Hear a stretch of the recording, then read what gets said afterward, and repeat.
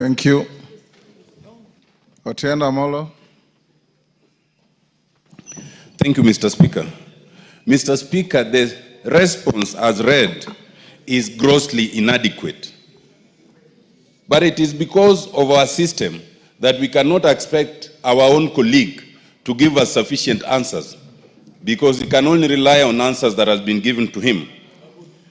Mr. Speaker, the issue of Ojwang demonstrates monumental impunity and disregard to the Constitution and the law, to an extent that, as seen together with what happened yesterday, it demonstrates total anarchy and a danger of sliding to be a banana republic if we are not already there.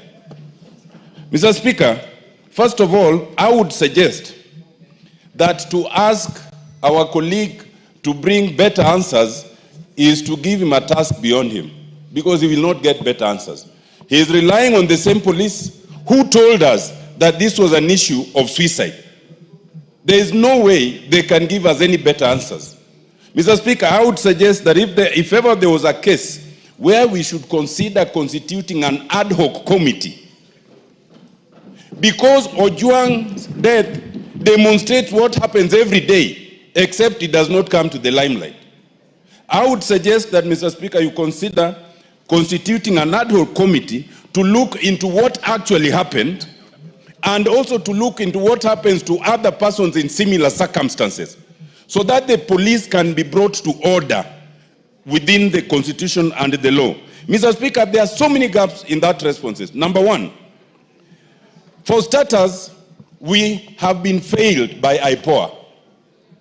IPOA cannot, as the person investigating police conduct, attend a press conference where the police are explaining their own conduct. You cannot do that. IPOA cannot come and tell us that they have arrested people and they are prosecuting people for murder when the central suspect has not written a statement to date. How do you determine then who should be taken to court if you've not interviewed Lagat up to now? IPOA has failed us, and we must call them to order. The other failure, Mr. Speaker, is in response to what now happened, the public outcry.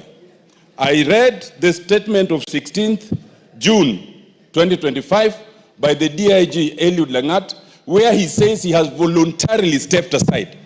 Mr. Speaker, there is nothing like stepping aside in law.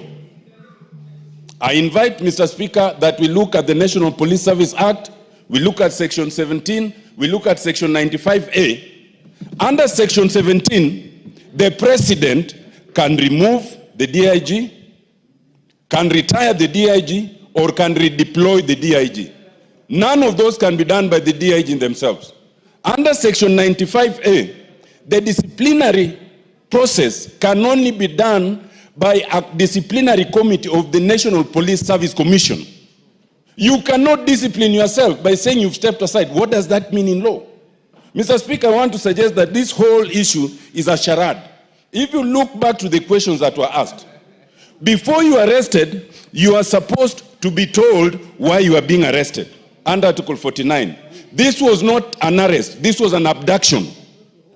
And to use the word arrest, as has been used by chairman, is wrong. And if it was an arrest, you are supposed to be taken to the nearest police station. Why would you be taken 600 kilometers? And when you are taken to the station, then the OB is not recorded. At what point then are you told of the reason for your arrest? And then you are put in situations where you are clearly have been set up to be killed. Mr. Speaker, I think we owe it to this country, given what happened to Ojwang, given what happened to those who are demonstrating at what happened to Ojwang, to the extent that the same police are now escorting goons, we are in danger of sliding to a total banana republic. And if the executive cannot bring us back on course, it behoves this House to do so. Mr. Speaker, I suggest we establish an ad hoc committee. Thank you, Mr. Speaker. Thank you, Tongoyo. Honorable members, from what I have heard and from what the chair of the committee read,